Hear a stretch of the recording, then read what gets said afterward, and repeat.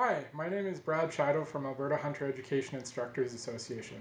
Here to bring you a video today talking about jerky making equipment. So to get started, we're going to talk about two different types of jerky.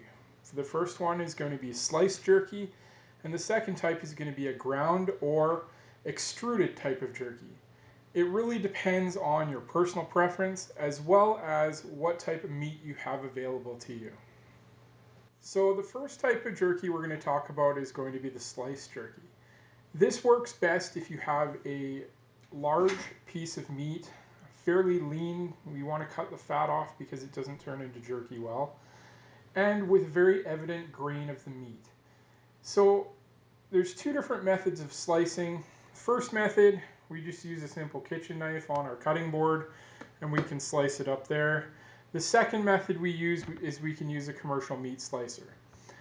Either way, it works out depending on what you have available to you. As we slice it, with the grain of the meat, if we go across the grain, it's going to give us a more tender piece of jerky in the end. If we go with the grain, it's going to be a bit chewier. So it really depends on personal preference as to what type you want to make and what angle you cut the meat at as for the final product. The second type of jerky that we're going to talk about is ground or extruded jerky.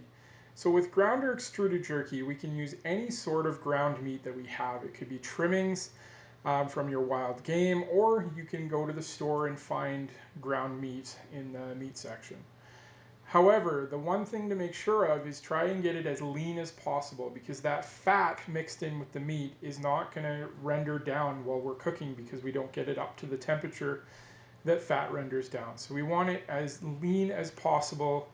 So even when our trimmings, if we're using a grinder, grinding our own meat, we want to take out all that fat so that we have just meat going through the grinder. So now we're going to talk a little bit about seasonings.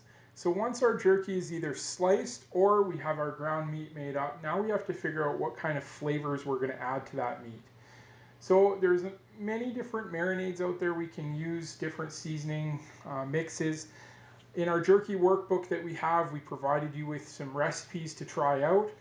The other thing is there's also a number of commercially available seasonings that you can go out and buy from most retail locations that you can find any sort of our jerky making equipment or meat from. With the seasonings, the marinades that we use, if we don't use a cure with it, cure is a sodium nitrate mix that we add in that helps preserve the meat for even longer. So if we don't use a cure, it's going to last for 2 weeks in the refrigerator. If we do use a cure, it's going to last a little longer. So on the counter without refrigeration, probably about 1 to 2 weeks. With refrigeration, we're going to be looking at a month or two depending on how it's stored, if it even lasts that long. So with our ground jerky, we're going to need to form it into our sticks or our patties that we're going to use for jerky. There's a couple different methods to form your ground jerky into something that's going to dry out evenly.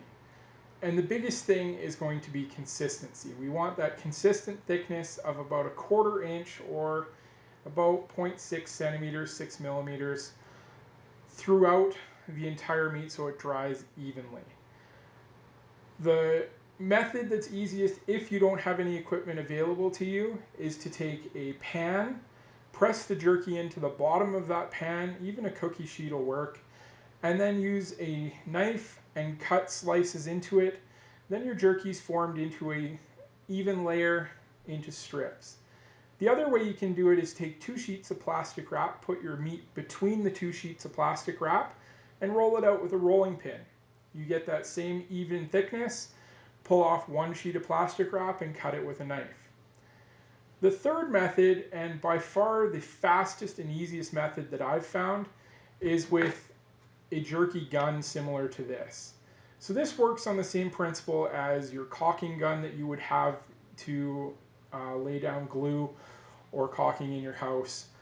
And you open it up, spins off, pull it out, fill the inside with your ground meat. When you go to put it back on, plunger comes up, screw it back on, Your meat's on the inside. We have an appropriate size nozzle on here. Usually they'll come with 3 or 4 different shaped nozzles, usually whichever one is going to be your preference that you're going to use. And then you can extract or extrude your jerky simply by squeezing the handle, pushing it out, just like that. Alright, so now we're going to talk about cooking the jerky. And before we get into cooking, we're going to talk a little bit about food safety.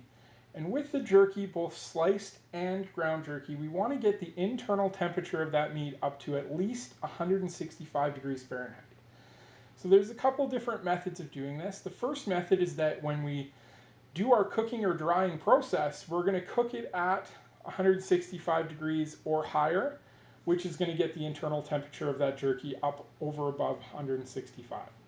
The second method is to use a pan such as this, put it in the oven at about 300 degrees for about 10 or 15 minutes, checking the internal temperature of that meat until it reaches 165.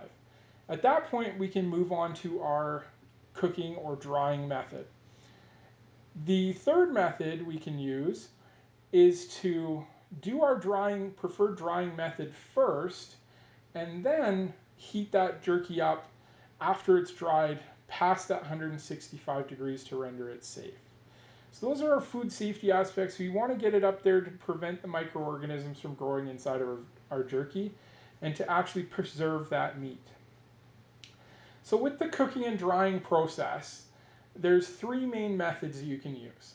The first method is using your oven. Try and set your oven as low as you can, 180, 200 degrees Fahrenheit if possible, and just put your jerky right on your tray, and then put it in, but leave the door open. That open door is going to allow the moisture to escape out of the oven so that our jerky comes out a lot drier. If the door is closed, it'll cook in there, but it won't lose that moisture. So with the oven method, it takes about 4 hours. You want to continually rotate or flip your jerky throughout the process. The second method is to use a food dehydrator. So when you look for a food dehydrator, you want to find one with an adjustable temperature or a thermostat on it. One that goes up to at least 160, 165 preferably, and that's what we want to cook our jerky at. It takes between 4 to 7 hours depending on the power of the dehydrator, how much is actually in there, as well as the thickness of our jerky and how dry we want it. As we go through the jerky, we want to see and test and exchange our jerky around so that they get as dry as they can and as evenly dried as possible. The third method we can use to cook or dry our jerky is going to be a smoker. If you have access to a smoker, it's a great way to dry that jerky out. Again, you want to set it as low as possible as you can, get that smoke flavor in there and dry it out, and then slowly increase the temperature up to about 165 and keep it right at that 165 degree mark until our jerky is our preferred dryness. Now, to check how dry our jerky is, what we want to do with sliced jerky is we want to take it, we want to bend it. And as it bends, we want to be able to see those fibers starting to split apart, but we don't want the jerky to actually break. If we pick up the piece and it's kind of floppy, it's still not ready to go yet. It needs more drying time. If we pull it apart, we see those fibers crack, it feels really dry to the touch. That's how we know our jerky is going to be done. If we pick it up and we go to bend it and it breaks right in half, it's probably been on there a little too long and could use a little moisture added into it. If you go a little too dry, you can add some apple slices into the bag of finished jerky and it will reintegrate a little bit of moisture in there. So in conclusion, as we can see from the different methods we've talked about, jerky making can start out with stuff that you have already in your kitchen. You don't need to go buy a whole bunch of different equipment just to get started.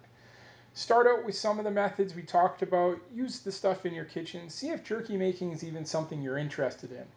After that, if you're interested in a different aspect of it or you want to expand your abilities, then go out and start looking at different equipment that you can buy, or find a friend, make jerky together. It works well that way as well.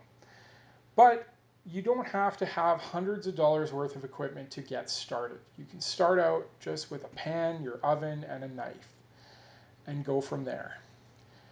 So in conclusion, I hope you guys take a look at our jerky workbook on our website, and it has a more detailed explanation of the process as well as some recipes for you guys to try out